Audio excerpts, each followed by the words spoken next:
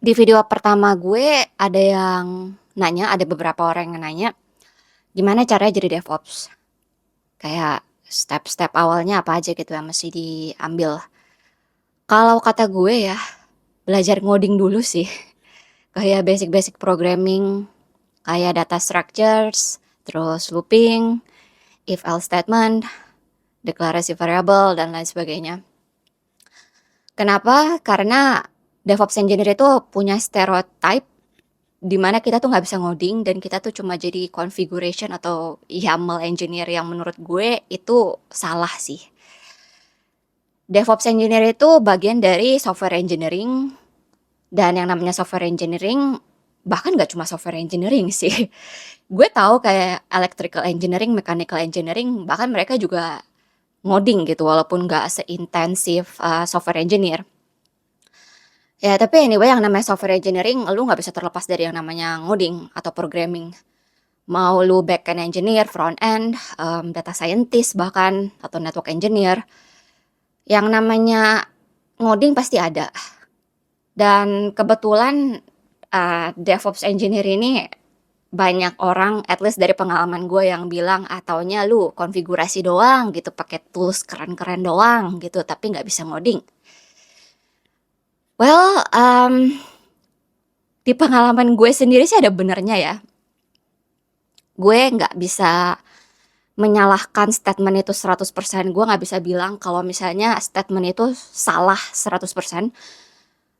Karena gue pernah punya pengalaman interviewin kandidat DevOps engineer beberapa bulan lalu di perusahaan sebelumnya.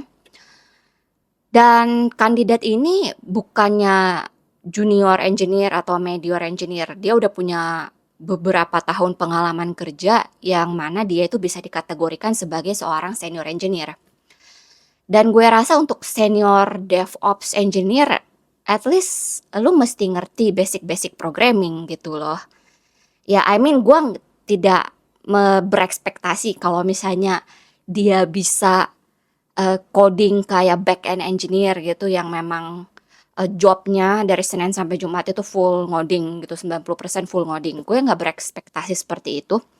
Tapi at least scripting, basic-basic programming ya harus ada. Dan kenapa gue bilang dia itu bahkan untuk basic programming aja nggak ada, karena pas gue interviewin dia, gue ngasih soal. Jadi gue minta dia untuk live coding di depan gue, dia share screen, terus gue ngeliat progresnya itu kayak gimana, cara berpikir dia tuh kayak gimana dengan cara gue kasih satu soal coding. Kalau misalnya buat lu pada yang udah berkecimpung di dunia IT, pasti ya, at least pernah denger lah tentang soal ini. Jadi umpamakan kita punya integer, kita punya angka, misalnya angkanya itu 1 sampai 10. Dan kalau misalnya angkanya itu bisa dibagi 2, habis dibagi 2, hasilnya 0, printful. Kalau misalnya angka itu pas dibagi 2 hasilnya tidak sama dengan 0, print bar. Nah, jadi kan pertama kan ya lu mesti ngelooping 1 sampai 10, terus lu if else kan. Nah, untuk soal seperti itu kandidat ini nggak bisa ngejawab. Padahal gue nggak strict yang gimana-gimana banget pas interviewin dia. Gue juga nggak kayak kaku gitu terlalu formal, karena biasanya kalau misalnya gue interviewin kandidat nih, kandidat engineer, gue tuh lebih ke arah yang ngajak dia ngobrol, berusaha untuk tahu dia tuh work style-nya tuh seperti apa, dia kuatnya di mana gitu, apakah dia fit di tim atau enggak. Jadi gue tipikal interviewer yang rada woles sih. Pas gue interviewin dia juga, gue nggak kayak gue nggak mengharuskan dia untuk pakai satu bahasa pemrograman gitu. Jadi kalau misalnya dia memang comfortable pakai Python, ya silakan pakai Python. Tapi kalau misalnya dia nggak pernah pakai Python dan suka pakai Golang, ya silakan pakai Golang. Gue juga memperbolehkan dia untuk pakai ChatGPT dan Google dengan condition ya dia nggak copy paste soal yang gue kasih ke ChatGPT dan suruh dan suruh ChatGPT 100% menyelesaikan soal tersebut. Tapi kalau misalnya dia lupa sinteks, ya silakan gitu, tanya ChatGPT atau silakan dia googling boleh. Tapi yang kayak gitu aja dia sama sekali nggak kelar. Dan ujung-ujungnya bukannya dia nunjukin kayak cara berpikir dia gimana, cara dia nyelesain sebuah problem kayak gimana, karena hal-hal tersebut yang pengen gue lihat sebenarnya, gimana cara dia tuh problem solving. Dia ujung-ujungnya bilang, "Sorry Mbak, aku nyerah aja deh." Gue kayak, "Oke, oke." I was like, "Oke." Mmm, itu satu. Terus, gue inget beberapa tahun lalu pas sebelum gue jadi manajer, gue kerja di satu perusahaan, terus gue tuh punya kolega, di mana kolega itu, sesama DevOps juga dan dia udah beberapa tahun lebih senior daripada gue. Terus dia bilang gini ke gue, "Sebenarnya jarang DevOps engineer tuh yang bisa ngoding kayak lu." Terus gue kayak bingung gitu kan. Ya karena gue memang datangnya dari full stack engineering dulu sebelum jadi DevOps engineer, gue jadi full stack engineer dulu di mana gue selama setahun lebih ya kerjaan gue ngoding doang, bikin kayak internal web based application buat internalnya perusahaan. Terus gue kayak pas pas apa namanya, ex kolega gue ini ngomong kayak begitu ke gue kayak nggak paham sih. Kayak maksud lo apa gitu, maksudnya, "Hah? What do you mean?" Karena gue datang dari background computer science kan, dan computer science itu walaupun lu ngambilnya, spesialisasi network engineering, database, game development, bahkan sampai AI pun, di mana-mana tuh ngoding gitu, ujung-ujungnya lu mesti ngoding. Terus gue yang kayak, pas dibilang seperti itu sama ex kolega gue kayak, "Hah?" Gue kayak nggak paham sih.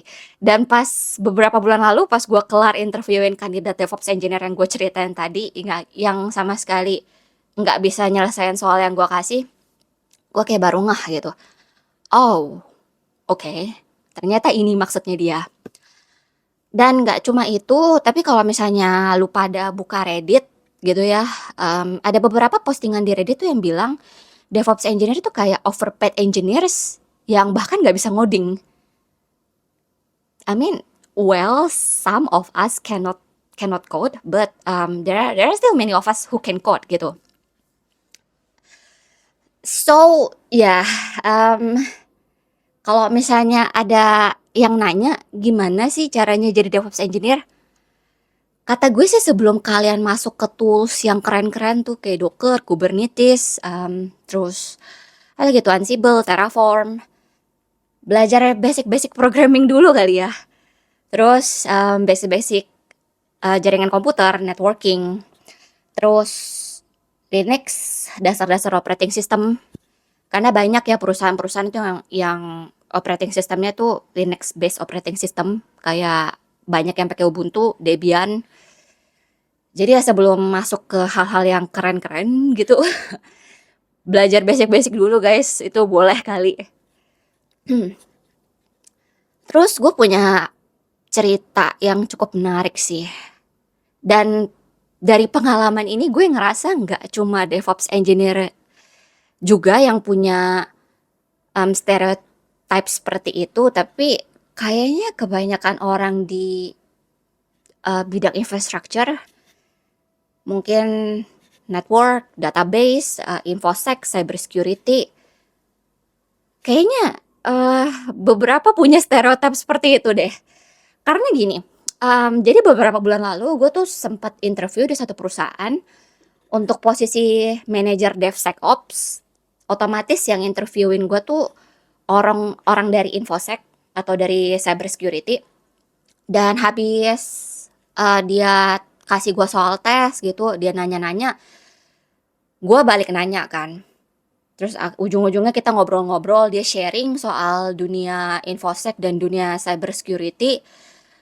Dan dia tuh sempet cerita ke gue. Jadi orang ini sempet cerita ke gue gini,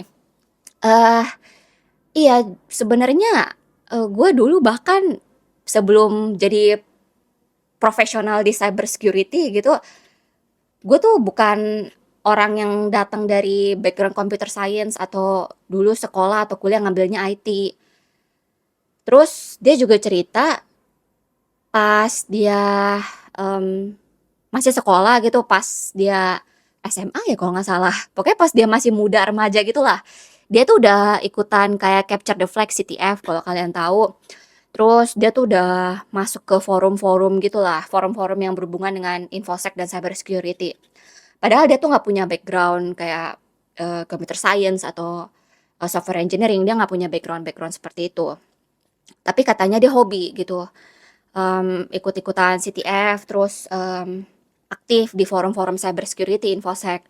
Terus gue tanya kan, kalau misalnya memang nggak punya background computer science, software engineering, nggak bisa ngoding, gimana ceritanya bisa ikutan CTF? Maksudnya kan kalau misalnya lu mau nemuin vulnerability kan lu otomatis mesti pakai, sistem atau software itu kan. Kayak misalnya lu mau nemuin vulnerability di PostgreSQL ya otomatis lu mesti familiar sama PostgreSQL gitu. Dan lu juga mesti familiar sama basic-basic, software engineering. Terus dia jawab, ya gue ngapal aja gitu, gue ngapal kayak ada vulnerability apa, gue apalin, terus gue coba-coba iseng gitu. And I was like, "Oh, okay." Terus habis itu dia juga cerita, dia bilang gini ke gue, sebenarnya banyak orang di infosec atau cybersecurity tuh yang awalnya nyemplung ke sana, berkecimpung ke dunia itu, karena memang tertarik aja, padahal nggak punya background software engineering atau computer science. Dan mereka nggak punya skill basic-basic programming, basic-basic ngoding itu nggak ada. Jadi full ngapal doang. I mean, gue yang datang dari backgroundnya computer science, software engineering, gue nggak bisa relate sih, to be honest. Tapi ujung-ujungnya dia bilang, dia itu pengen nge-hire engineers yang nggak cuma bisa ngapal doang gitu, tapi juga punya basic-basic di software engineering, jadi bisa ngoding juga. Karena pas itu kebetulan di perusahaan itu, terutama di tim infosec di perusahaan itu, mereka itu daripada pakai third party tools yang udah jadi kayak SonarQube, mereka tuh pengen ngedevelop tools mereka sendiri karena kebutuhan mereka tuh udah custom gitu. Jadi mereka pengen internal engineers mereka untuk ngedevelop tools. Dan dia juga cerita ke gue, dia bilang sebenarnya basic-basic software engineering kayak ngoding itu penting dimiliki bahkan buat cyber security specialist. Ya, jadi gimana ya? Dari pengalaman-pengalaman gue itu, gue jadi mikir gitu kan. Kalau misalnya ada yang nanya ke gue, Kak atau Sim, gimana sih cara jadi DevOps gitu? Gue kayak junior nih, baru banget beginner gitu kan. Belajar ngoding dulu kali ya guys.